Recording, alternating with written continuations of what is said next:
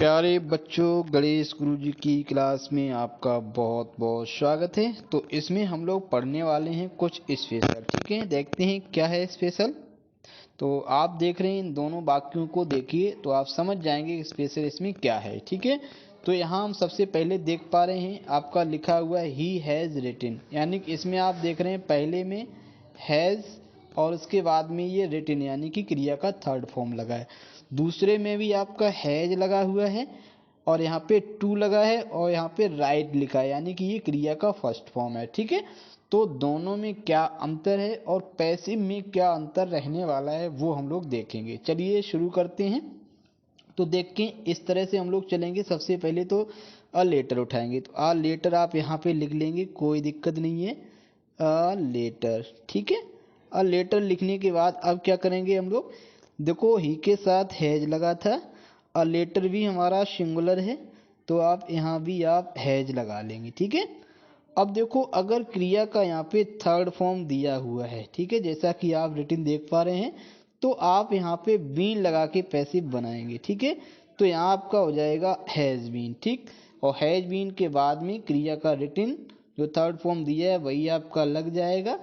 तो ये आप इस तरह से यहाँ पे रिटन लिख देंगे। ठीक है, और इसके बाद में आप लगाएंगे बाई, और बाई लगाने के बाद लिख देंगे ही का ऑब्जेक्टिव केस लिख देंगे हिम। ठीक है, इस तरह से ये तो आप बना चुके हैं। ठीक है, तो ये कन्फ्यूजन रहता है कि एग्जाम में कभी कभी हम लोग कहते हैं कि अगर सेंटेंस में हैज या हैव दिया है तो वो वाक्य पैसिव हैज बीन या हैव बीन से बनता है, लेकिन ये हमेशा नहीं होता है। ठीक है, तो ऊपर वाले में ऐसा हुआ है, नीचे वाले में ऐसा होगा या नहीं होगा देखते हैं। ठीक है, तो सबसे पहले तो यहाँ लगा लेंगे अ लेटर। ठीक है, इसमें भी आप लगा लेंगे अ लेटर।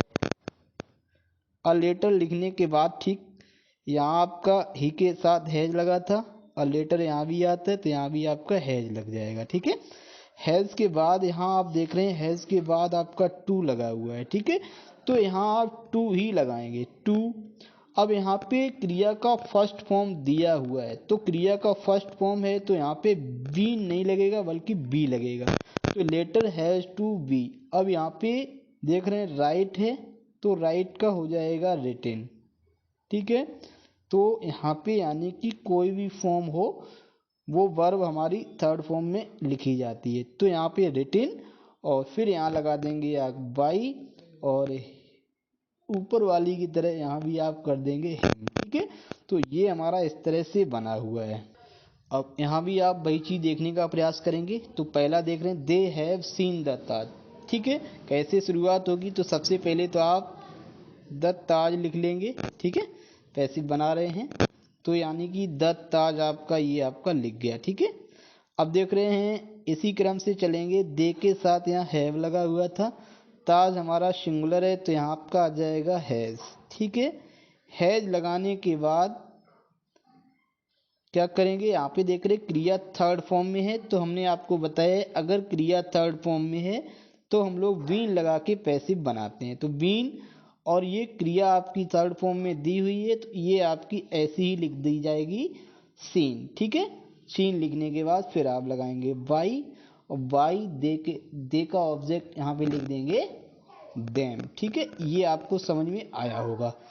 दूसरे में आप देख रहे हैं क्या लगा है, यहाँ पे टू लगा हुआ है, यहाँ पे सी लगा हुआ है, यानी कि सीन नहीं लगा है। तो क्या परिवर्तन होने वाला है देखते हैं।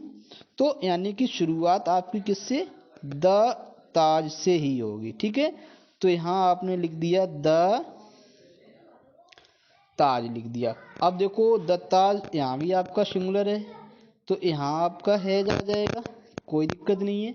अब हैव के बाद यहाँ पे क्या लगा हुआ है, टू लगा हुआ है, तो आप भी टू लगाएंगे। ठीक है, अब यहाँ पे क्रिया हमारी फर्स्ट फॉर्म में है ये, तो आप वी लगाएंगे। ठीक है, अगर ऊपर वाली की तरह यहाँ थर्ड फॉर्म होता है तो वीन होता है, तो ऐसा हो नहीं सकता क्योंकि हमारा यहाँ पे टू लगा हुआ है, टू के बाद हमें फर्स्ट फॉर्म देखने को मिलता है। ठीक है, तो the Taj has to be, अब हो जाएगा यहाँ पे सी का हो जाएगा सीन, और फिर वाई, और फिर कोई खास परिवर्तन नहीं है। ठीक है, तो आप देख रहे हैं अंतर कहाँ पड़ रहा है, यहाँ पे हैज बीन लग रहा है, यहाँ पे हैज टू बी लग रहा है, सीन यहाँ भी लग रहा है, सीन यहाँ भी लग रहा है। ठीक है, अब देखो यहाँ भी हम लोग वही चीज देखने का प्रयास करेंगे। तो देख रहे हैं लिखा है सी हैड टू सिंग, यानी कि यहाँ देख रहे हैं टू और क्रिया फर्स्ट फॉर्म में। तो ये कैसे बनेगा आप समझ गए होंगे। शुरुआत कैसे होगी, अ सॉन्ग, ठीक। अ सॉन्ग लिखने के बाद में हमने बताया हेड लगा हो तो हम लोग सिंगुलर या प्लूरल नहीं देखते हैं। तो अ सॉन्ग के साथ भी आपका हो जाएगा हेड, ठीक है। और ये आपका हेड के बाद टू लगा हुआ है तो आप टू भी लगा देंगे। अब देखो टू के बाद क्रिया फर्स्ट फॉर्म में है तो आप क्या करेंगे, बी लगाएंगे, ठीक है। और ये सिंग जो फर्स्ट फॉर्म है इसको हम लोग कर देंगे थर्ड फॉर्म में। तो थर्ड फॉर्म क्या होता है, SUNG संग होता है, ठीक है। संग बाई, और शी का आपका हो जाएगा हर, ठीक है। तो हम दोनों वाक्य एक साथ इसलिए लिख रहे हैं ताकि जो अंतर है वो आप समझ सकें, ठीक है। दूसरे में देख रहे हैं शुरुआत यहाँ आपकी अ सॉन्ग से हो जाएगी। अ सॉन्ग के बाद में, ठीक है, यहाँ भी आपका क्या लग जाएगा, हेड लग जाएगा, ठीक है। इसी क्रम से चलेंगे, पहले इसकी जगह पे ये लिख लिया, हेड लिख लिया। अब देखो जब क्रिया ये थर्ड फॉर्म में आ रही है तो समझ रहे हैं आप यहाँ किससे बनेगा, ये बीन से, यानी कि ये वाक्य हमारा हेड बीन से बनेगा। तो ए सॉन्ग हैड बीन, और फिर आपका हो जाएगा संग, और फिर इसी तरह से ऊपर वाली की तरह यहाँ भी बाई हर हो जाएगा, ठीक है। अब यहाँ हमने फ्यूचर दिखाने का प्रयास किया है, ठीक है। ये वाक्य हमारा फ्यूचर में है तो वैसे ही बनाएंगे। देख रहे हैं ये आपका हिम है तो यहाँ आपका हो जाएगा ही, ठीक है। आई के साथ सेल लगता है, ही के साथ आपका लग जाएगा बिल, ठीक है। तो यहाँ हो जाएगा बिल हैव, ठीक। तो विल हैव लगाने के बाद अब हमने यहाँ पे देखा है क्रिया थर्ड फॉर्म में लगी हुई है। तो जब भी क्रिया आपको थर्ड फॉर्म में दिख जाए तो समझो उस वाक्य में हमारा बीन लगने वाला है, ठीक है। तो यहाँ आपका विल हैव बीन, और उसके बाद में ये थर्ड फॉर्म पहले से लगा हुआ है तो कोई दिक्कत नहीं है, आप कर देंगे हेल्प्ड, और फिर बाई, और ये आई का आप ऑब्जेक्टिव केस यहाँ लिख देंगे मी, ठीक है। ये इस तरह से बन गया। दूसरे में आप शुरुआत ऐसे ही करेंगे, ठीक है, ही यहाँ पे, और ही के साथ यहाँ भी आपकी बिल आ जाएगा, ठीक है। बिल के बाद फिर आप हैव देख रहे हैं, विल हैव तो लिख देंगे। फिर आप टू देख रहे हैं तो टू लिख देंगे। और टू के बाद यहाँ पे क्रिया फर्स्ट फॉर्म में देख रहे हैं तो जब फर्स्ट फॉर्म में दिख जाए तो समझो वहाँ आपको बी लगाना है, ठीक है। अब यहाँ पे देख रहे हैं वहाँ पे हेल्प था लेकिन यहाँ पे आपका हेल्प है तो यहाँ भी आपका हेल्प ही होना है, ठीक है।